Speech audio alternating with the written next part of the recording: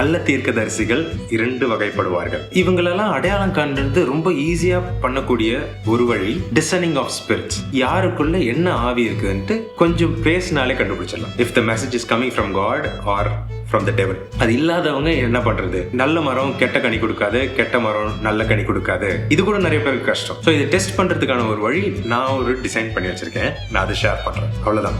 This is going to be a very short video. நம்மளை தேடி ஒரு தீர்க்கதரிசனம் வரணும்னா கர்த்தர் என்கிட்ட ஏதோ சொல்ல விருப்பப்படுறாரு. அதுதான் ஒரே காரணமா இருக்கும். அதை நம்பணும்னா அது எந்த வாயிலிருந்து வருதோ அந்த வாய்க்கு டெஸ்ட் வைங்க. உங்க ஆத்மாக்கு பாரப்படாதவங்க உங்களுக்கு தீர்க்க தரிசனம் சொல்றாங்கன்னா அது ஏத்துக்காதீங்க. கர்த்தர் உங்ககிட்ட எதனா கொண்டு வந்து சேர்க்கணும்னு நினைச்சாருன்னா உங்க வீடு தேடி உங்க வாசல் வந்து கதவு தட்டும்.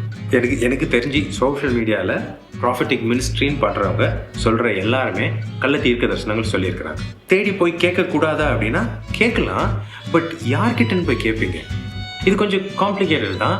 அதுக்கு திறன் இல்லாதவங்க தான் அந்த மாதிரி கள்ள தீர்க்க தரிசிகள் கிட்ட போய் ஏமாறுறாங்க.